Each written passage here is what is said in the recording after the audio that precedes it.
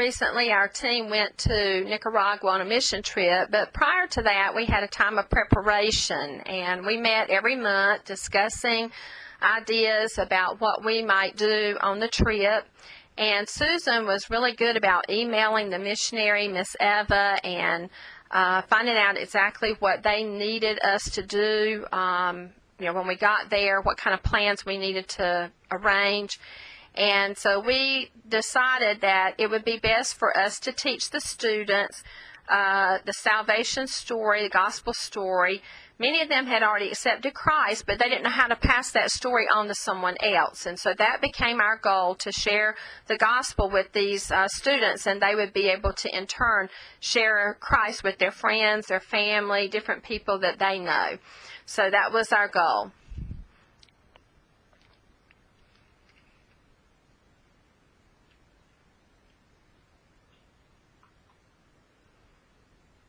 Before going to Nicaragua, I had a great concern about there being a language gap because, they speak Spanish, and I don't know a whole lot of Spanish, and the deaf there use NSL, which is Nicaragua Sign Language, and some of it's similar to ASL, but not completely.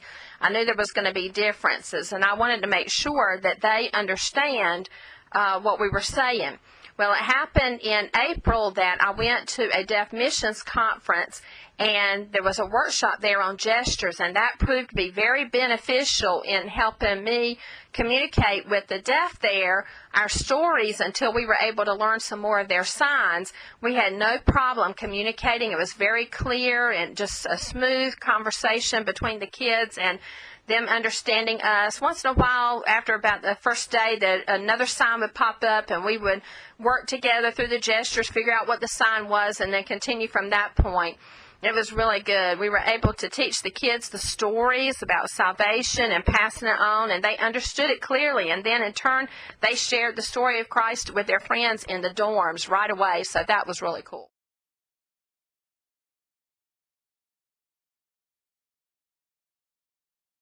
Our team went there and we taught the students. There were 130 deaf students. We taught all of them how to share their faith with other people. And they all really did a good job. They were very expressive, and they were willing to share their faith with each other. When I came back home, I was reading about the deaf community and how important it is for the deaf Christians to share their faith with other deaf people. There's much more power when a deaf person shares the gospel with a deaf person than when a hearing person does.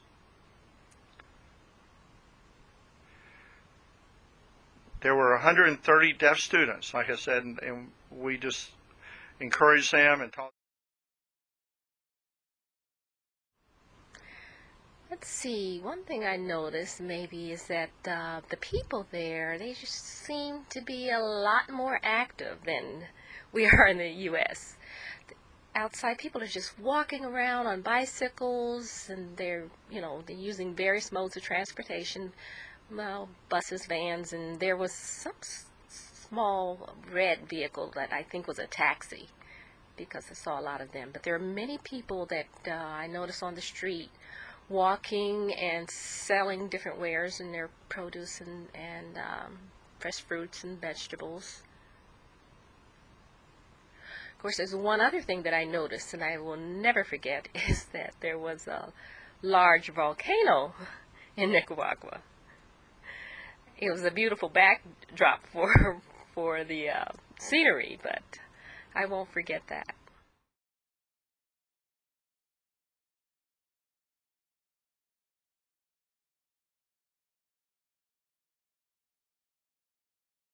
Nicaragua, the people there are very poor. There are many lonely people, and they're just trying to scrape by every day. They're trying to find a job, and they try to sell things.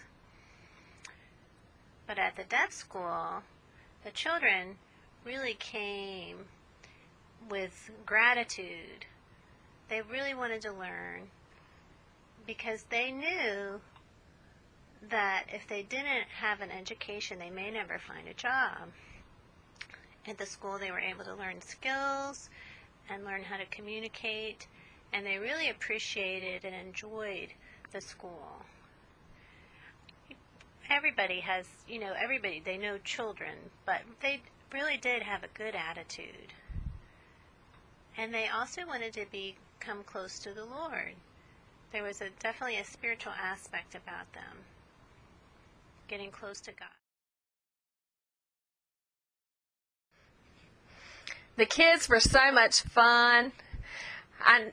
They noticed when they noticed our language was a bit different than ours, or our languages were different, they wanted to immediately pick up on some of our signs. They wanted to know ASL signs, and every time they saw us, they wanted to know another sign.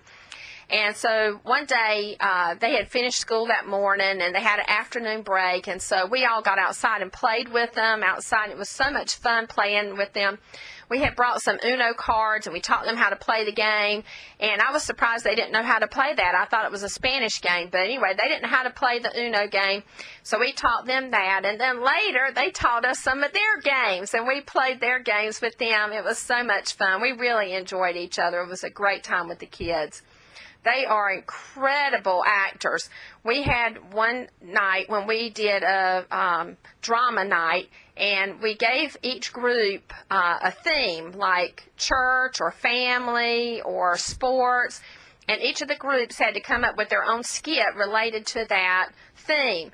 And so they all sat together for just a few minutes and came up with a skit. There was nothing written down, nothing to memorize. It was all improv.